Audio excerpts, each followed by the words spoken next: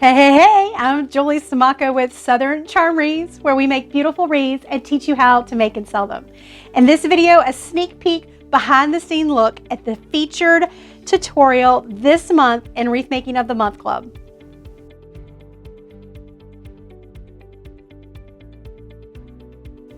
So the first thing we want to do is prepare our Teardrop swag. When you receive it in the mail or wherever you purchase it from, it is going to be flat as a pancake. We need to bring this to life. So we're just going to fluff out the tips of the Teardrop swag, shaping it. You just want to lift them up and out. There.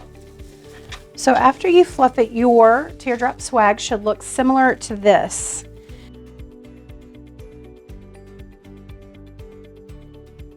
When we add the greenery, it's just going to help to cover up that this is a Christmas Teardrop swag.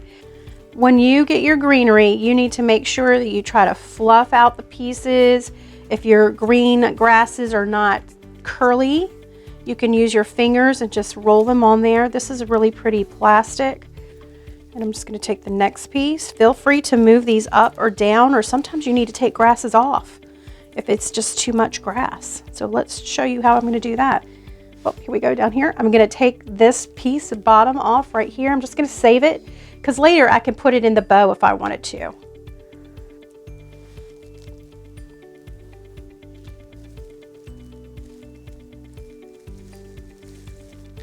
You can feel it when it gets settled into the space because it'll kind of give a little pop, a little, you know, you can feel, you'll definitely be able to feel it when you get in it to secure it into place.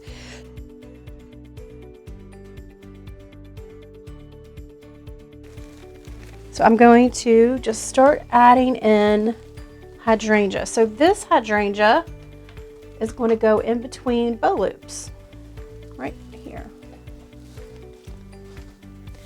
All right, so now we're going to keep adding. I think before I hot glue these in, I just want to show you what I mean by putting them in and positioning them, because this is what exactly I'm going to do. I'm going to put this one up a little bit closer. And then I'll put this one right here. The reason I'm putting the hydrangeas in first, because, so this one's bigger. I'm going to put this one a little bit bigger. Try to taper them down smaller to the point. Don't want to lose that, the shape of the teardrop. You can see I've got one underneath the bow, and then I've got to do a little zigzag all the way down to the tip. So we've got one to the right, one to the left, and then one down to the bottom. And now that I like this position, I'm going to go ahead and hot glue these in.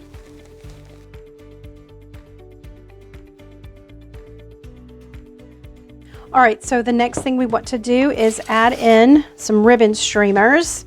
I want them to come out of the bottom right through here and downward, forming almost a backward C. So we've got a lot of long streamers on the left. Now I want to add, we've got a lot going on the left, and now I just want to add some on the right coming down this way. So now I can roll it. If you just take this and roll it between your fingers, can you just see how much this starts to curl on its own? You're going to get the illusion that this ribbon streamers is attached to the bow just by looking at this when we get done. So but for right now, we're putting them as two separate parts. It would just take a lot more ribbon to have it feed behind and have it pop out. So this is just a way, a little secret, just to cut off a couple of the tails and then just stick them in where you like them.